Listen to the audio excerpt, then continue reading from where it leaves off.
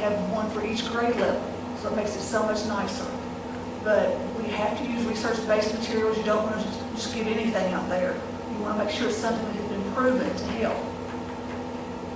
Signs of suicide is curriculum, and then the brief screening tool, which everybody will get in their packet, and every student will receive one of those. They come from the SOS. And there are seven or so questions that each student will answer. And then the counselors will look at these and look at the numbers of yes, and then determine if they need to speak to someone, if they need to pull the student. It's got a place for their name at the bottom. Please, again, we'll talk about this next week, very quickly, next Monday night. Be sure they put their name on here. Not Daffy Duck, not John Y. Brown, but their real name, because we have to be able to call them out.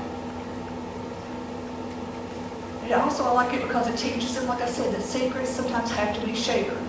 And I've got some new posters that I'll be putting around the building to help us with that. The More Than Sad, that was a program that I'm not quite as familiar with, but it talks about major depression. And what is major depression? How does it look? How do you feel? To kind of help students understand that it's more than just being sad, right? The title. Okay? And then the SOS Booster, it's a short program. It's only 12 minutes. We use that with the seniors. That's the one that teaches our seniors what to do once they're in the workforce place and once they're in college. What do you do then?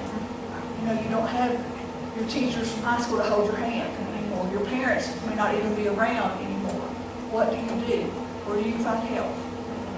And starting college is a major milestone.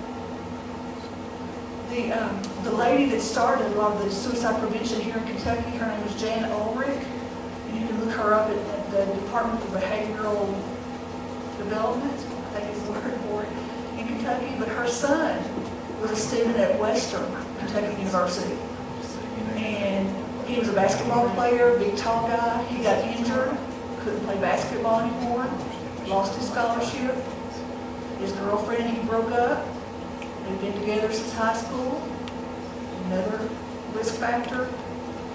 What ended up is he ended up killing himself in his dorm room at Western. And so that's what got her started on her crusade. And she's kind of like my mentor for all this. I can't imagine what she has to live with. Would you click on that, please? This is another video. It's called Not My Kid. Once again, when the students are here, they belong to us, like it or not. Hopefully we like it most of the time.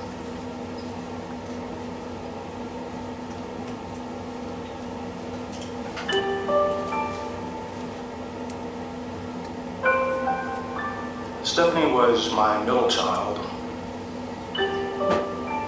and she was involved in the tennis team at school. She was a varsity swimmer. She was also involved in 3 youth groups. She had a bubbly personality and was a fairly good student as well.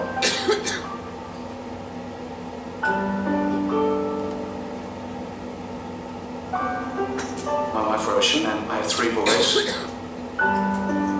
Frank, Matthew and Sean. Sean was a very sensitive child. He was there for people when they wanted to talk to him about things that were going on in their lives and felt empathy for them. Joanna and I watched TV for about an hour. I went upstairs to go to bed. I knocked on Stephanie's door and didn't get an answer. I yelled down to Joanne to check her. 5 minutes later, Joanne called, screaming, and I ran back down to the room. My husband and I had gone into Manhattan that night to see a show. So we left Sean, and he seemed fine. He was busy talking on the phone, working on the computer. We got home just before 12. Don screamed out to me to call 911 as Sean was lying on the floor. Sean committed suicide.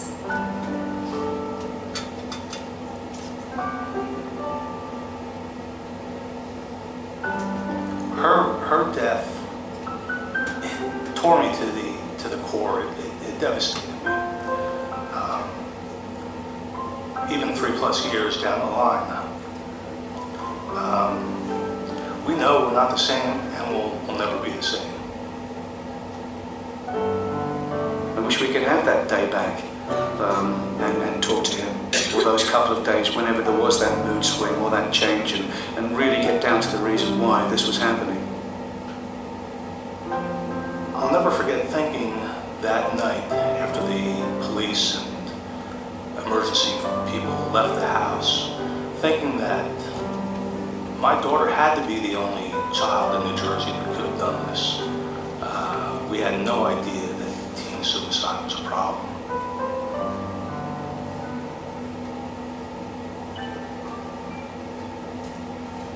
You may not know, but suicide is the third leading cause of death among adolescents.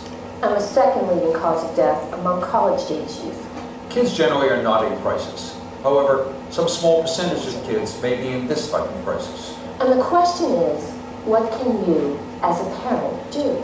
Hello, I'm Lanny Berman. And I'm Maureen Underwood. The Society for the Prevention of Teen Suicide wants to address some of your questions about teen suicide. That's why Maureen and I are here. We'll be answering questions from parents just like you. We found that information and education are essential components of youth suicide prevention. We'll clarify some of the misinformation about suicide and provide practical, helpful suggestions that you can use with your kids and their friends. Joining us today is a group of concerned parents who'll be asking us some questions about teen suicide. Jill is our first parent. Hi, Jill. How can we help you? Hi, Maureen. Hi, Lanny. Hi, Jill. I hear what you're saying about suicide being the third leading cause of death for kids. But my son is basically a good kid with normal teenage problems. Are you telling me that I have to start worrying that he might kill himself? Well, obviously, Jill, not every kid is going to be at risk for suicide. But we've known too many parents who felt the way you do. They thought their kids were just having normal teenage problems, and they missed what they later realized were warning signs of suicide. Suicide can happen. It is a real danger for adolescents. So educate yourself about some of the things that may signal your child could be at risk. Here's a good way to organize your thinking about youth suicide's warning signs. FACTS. F-A-C-T-S. FACTS. F stands for feelings. Feelings of hopelessness, anger, worthlessness, emptiness, anxiousness, or excessive worry. These are examples of feelings that should really concern us. A indicates actions, including things like trying to get access to a gun or pills, risky or dangerous behaviors, increasing drug or alcohol use, and getting into fights. C indicates changes in moods, attitudes, or behaviors. For example, kids who are active may become more withdrawn, quit athletic teams, stop paying attention to personal appearance, daydream more, or start to cut class. It would be impossible to list all the potential behaviors you might see, so concentrating on simply recognizing changes in your child's behaviors is the real key. And there are some kids who actually make threats, which are expressed by the letter T. These can be very specific verbal statements like, I'm tired of living, or I'm thinking of killing myself, or worrisome innuendos in text messages, blogs, or school assignments. Whether these are very specific or even vague, what these threats are telling us is that the child is thinking about death or suicide, and that's what should concern you. Finally, S refers to situations that may serve as triggers for a suicide or even a suicide attempt. These are situations where your child's coping skills are really challenged, and he or she may not see a viable solution. So, if you notice anything that makes you concerned, ask your child specifically and directly. If you hear anything that makes you uneasy, get a consultation from a mental health professional. It's really the same thing you would do if you were worried that your child had a physical problem. This is really no different. We have another question, this time from Jerry. Lenny, I have a question for you. Did you say I should talk to my son about suicide? Look, I'm afraid to bring up suicide. It's going to plant the idea in his head. Isn't it better if I don't say anything at all? Well, no. Unfortunately, a lot of people get confused by this. Just like you would want to talk about drug or alcohol use with your son, it's really important to address the issues of suicide. It's a myth that talking about suicide can plant the idea in someone's mind. Kids hear about suicide from a variety of sources. This is nothing new to them. And in fact, talking about it can be a real relief. Great, thanks for your help. Who do we have next?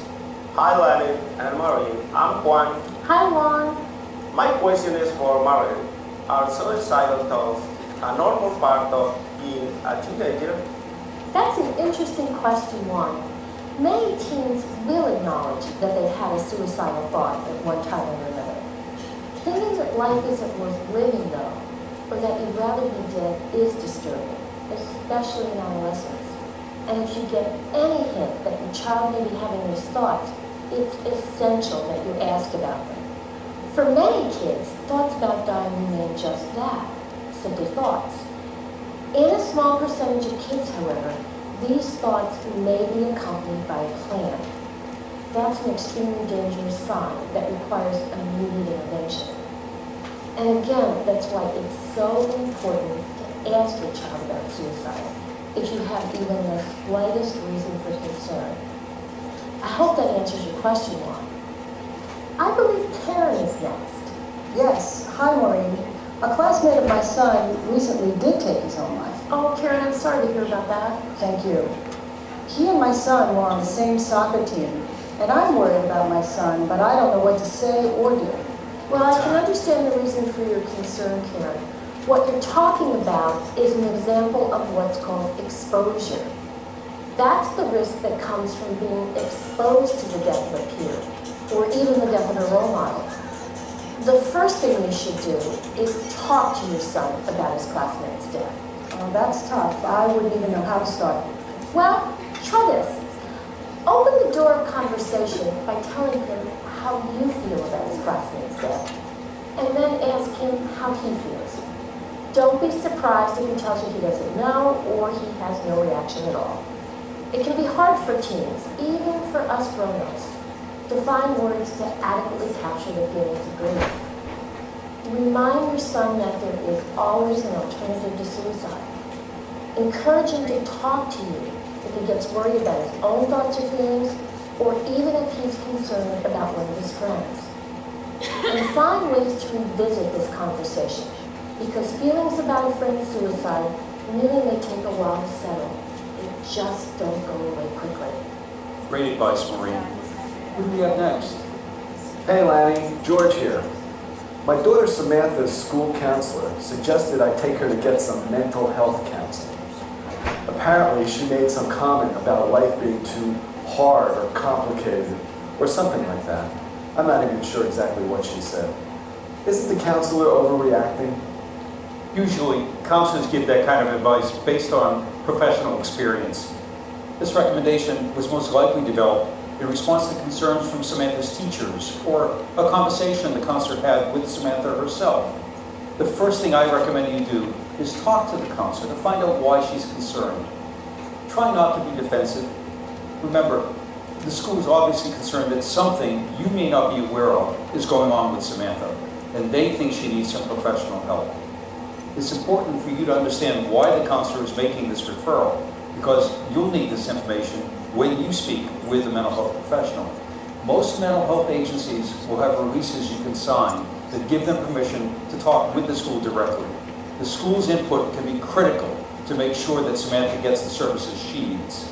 Lanny, Maureen, I'm Michelle, and my son has a drinking problem and is depressed. His doctor prescribed medication for him. Why would you give drugs to someone who has a problem with an addiction? I can understand your concern, Michelle, but prescribed antidepressant medication, which I assume is what your doctor recommended? Yes, you're right. That's what it is. Well, that's really different from street drugs or alcohol. Prescribed medications are not designed to create the feeling of being high. They're designed to help address your son's symptoms of depression and help him function normally. Look, I know you're the experts, but I read that antidepressant medication can cause kids to become suicidal. Why in the world would my son's doctor prescribe it for him? That's a great question, Michelle, because it's been in the press a lot lately. You're right. There's some research that shows a small percentage of youth had thoughts about suicide, and some made attempts when on the medication, but for a much larger percentage of kids, the medication was helpful. Those kids had at least moderate to severe depression. For kids with milder depression, the drug benefits may not outweigh your risks. That's right. So that's why, Michelle, it's important for you and your physician to carefully monitor your son's behavior as the medication is being introduced and there's any adjustments that may happen later on. Learn about the ways in which medication helps and the warning signs of potentially harmful side effects. It's also important to encourage your son to tell you if he experiences anything out of the ordinary on the medication. And if he does, you should contact your physician immediately. And finally, find a good counselor or therapist with experience in cognitive behavioral therapy. This counselor can address the issues that led to your child's depression in the first place. Thanks. That helps me understand it better. Lauren, I think you're next. Hi, Maureen. Hi. My daughter Christine got a text message from a friend saying she's thinking about taking her life. Christine asked me for advice and I was clueless. Can you help me? Sure. The first thing I would say to you is to tell Christine how glad you are that she came to you for help. And then the next thing is to tell her that you'll take care of it from here. After that, I think what you want to do is pick up the phone and contact this girl's parents to let them know what's going on. Wouldn't you want to be called if it was Christine sending the messages? Yeah, you're right, I would. But what do I say to them? Lanny, what do you think? If it were me, I would say, Christine got a disturbing text message from your daughter about taking her life. And I thought it was important that you know so that you can talk to your daughter about it. That's great advice, Lanny. And in doing this, Lauren, I think the other thing you're doing is showing Christine that you really are there for her when she's facing difficult situations. Our next question is from Todd. Todd. This is for Lanny. My son just graduated high school and is going away to college. He had problems with anxiety in high school, and I'm worried about his transition to college. Is there anything I can do to make it easier for him? It's important that you're thinking about these things ahead of time, Todd. College counselors have told us that one of the biggest problems they face is when parents and incoming students see college as a new beginning and want to forget about their previous mental health history. These families tend to minimize the fact that the transition to college itself is stressful. And for vulnerable students in particular, it will bring up some of the same old feelings and issues that challenged them in the past. Students with depression, anxiety, suicidal ideation, or past suicide attempts, or even a recent history of loss in the family, present a higher risk. So, before going off to college, it's important to talk to your son about campus and community mental health resources. Having that information beforehand may help your son and you feel more comfortable that support is available and accessible to him to help in this transition. Lanny, these were all really important questions, and I want to thank our parents for their thoughtfulness and their willingness to share such very personal concerns. We hope that we've addressed some of your questions about adolescent suicide. If you have additional concerns, please review the resources we've listed for you at the end of this program. And thank you so much for watching. Hi, I'm Scott Fritz. And I'm Don Quigley. We're the founders of the Society for the Prevention of Teen Suicide. We hope this program has been helpful to you and provided you with valuable information that we didn't have before we lost Stephanie and Sean to suicide. We realize our experts gave only short answers to what can be really complicated questions. But what we wanted to do in this program is demonstrate how important it is for you, as parents, to ask those complicated questions. And you have to keep asking them until you get the answers that help you make educated decisions about your child's mental health needs. We want to stress, really listen to your kids and look for any changes they may be going through. And if you seek professional help for them, do some research. And as we just said, ask that mental health professional those complicated questions so you know what they are recommending and why they are recommending it. Also, look at our website, sptsnj.org. There's information for parents, kids, and educators, and we're continually adding resources. We hope you'll find the information and links helpful. And thanks again for taking the time to watch this program.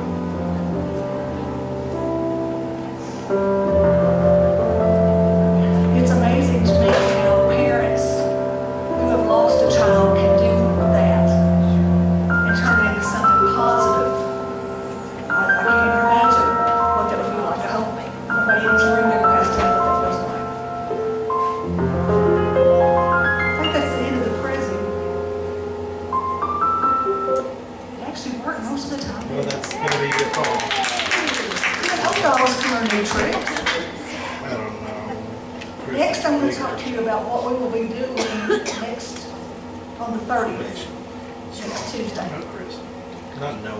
Everybody will get one of these sheets in your folder, and every teacher will get a folder with all of your information in the folder. Everything you should need will be there. There will be a copy of this screening form for every student on the left-hand side. On the right-hand side, there will be materials for you to pass out. If there's more than one copy, then you need to give those to your students. If there's one copy, then that's just something for you to have as a reference or to help you as you teach the lesson. Everybody will also get one of these stickers. If you want to stick it on something, that's fine. It's acknowledge, care, and tell, which is what SOS tells us to do. If you want to just stick a pin through it and stick it on your bulletin board, that's fine as well. But I'll give you each one of those, and you will have one card for every student. These are wallet size, they're really nice cards. I paid extra money to get them here in time, and they have the suicide prevention hotline number on the back. So you should have all these things at your disposal. It talks about before AA, go through all your materials, make sure you have enough for everybody.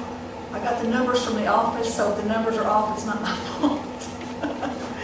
What should you with the plug for the computer? To begin the day, we will go to first block and give attendance, and then go to AA.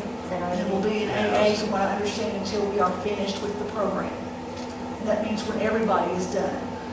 That can be a little tricky because I think Lifelines is a little bit longer. It's more like 26 minutes, I think. And then the SOS booster for the seniors is only like 12 minutes. But I don't know of any other way to do it. So hopefully I've given you some information and some things that you can use to help the conversation and keep it going. I've got a little saying in here that uses our Mercer expectations that you can read out to the students if you want to. If you think it's hokey, just pass over it. That's okay. Remember,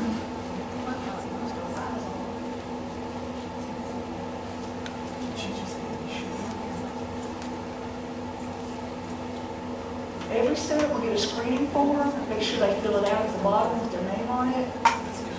Explain, and this is something we have to tell them every year, that it's confidential, but it's not anonymous, okay?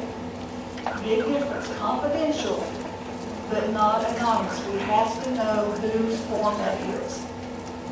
When they finish, and I've got this all written out here for you, just in case you forget, when they finish and they bring it up to you, every teacher will have one of these with your name, your room number, and your grade level on there. Have them put it in the envelope. They can fold it in half, they can just slide it in there. You just kind of take a look, like I said, to make sure it doesn't say Daffy Duck or John White Brown, whatever. And then once everybody has their forms and you've gathered them all, take this to the outside of your room and sit it outside your door.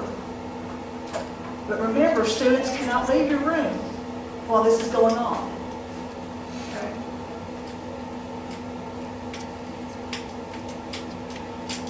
And I've just got things here that this is difficult to discuss sometimes. We don't know why students can be making fun. It could be because they're very uncomfortable. For ninth graders, there's a little blurb in here about Lifelines, and Ms. Rowland will tell you, just talks about it's a 20-minute video and how they have access to theirs on their DLP, right? But everybody uses the same screen tool. The 10th grade Signs of Suicide, the video will be shown on channel 15. I've got that on here. Make sure, if you are a sophomore teacher, AA, that you can get access to channel 15. And it's 22 minutes long. And there's a little blurb on there about that. 11th grade, More Than Sad, we'll use channel 16. And it's 26 minutes long. And it has a suggested lesson plan with it, so I'm going to stick that in the folder for the teachers. The 12th grade Signs of Suicide Booster is on channel 17. And it's only 12 minutes long. And so the seniors may have some time that they may have to hang on while the rest of us are getting finished. There will be emergency video areas in case you can't view the video for any reason. Once again, that's listed on here. If you're in 10th grade and you can't see it from your DLP or wherever you are, the cafeteria will be the place you can take your students to see it. 11th grade, it will be the media center. And 12th grade, the auditorium. And I put on here, if you have any questions about the programs, I'll do what I can to help you. But if you have mental health questions, please ask folks like Mr. Kidd and those that know what they're doing. Okay. Questions about this? How has it worked in the past? Anybody got any comments? Come on, talk to me. Great job. Rocking it. Rocking it. Rock song. And always look good. It is what it is, you know, it's something we have to do, but I'm glad that we do it. And for day treatment at Mercer Central, we will be using the SOS, the basic SOS with you guys. But like I said, everybody has the same screening tool, so it doesn't matter what you're using. You have the same screening tool that has to be filled out by each student. I can't guarantee you that if a student marks they want to talk to a counselor and we come down to get them and take them back to the office to talk to a counselor, that the other students might know what's going on. I can't guarantee that. Our kids are pretty smart. Some kids might not mark their page because of that fact. But encourage them to be honest about it. Encourage them that if they, want to talk to somebody, this is the time for it. This is the time to do that. So everything's worked okay in the past. We've not had any kind of glitches. Everything's been, it's a thumbs up. Questions for me about anything that I can help you with?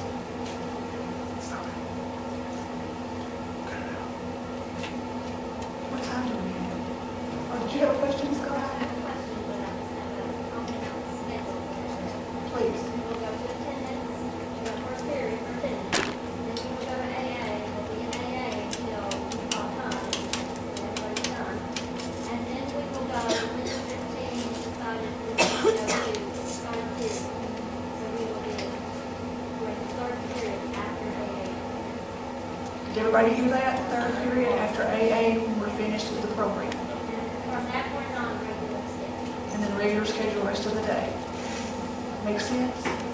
Ms. Hutchins said we'd be back together again Monday before Tuesday and just do a really quick review. That way, if you have any questions in the meantime, I'm going to do my very best to get your packets ready so that you can have those in the next day or two. That way, you can go over the materials, make sure you have enough for everybody, make sure that you understand what you're supposed to do. If something's not clear, ask questions, ask me, I'll do what I can to clarify. Or anyone else.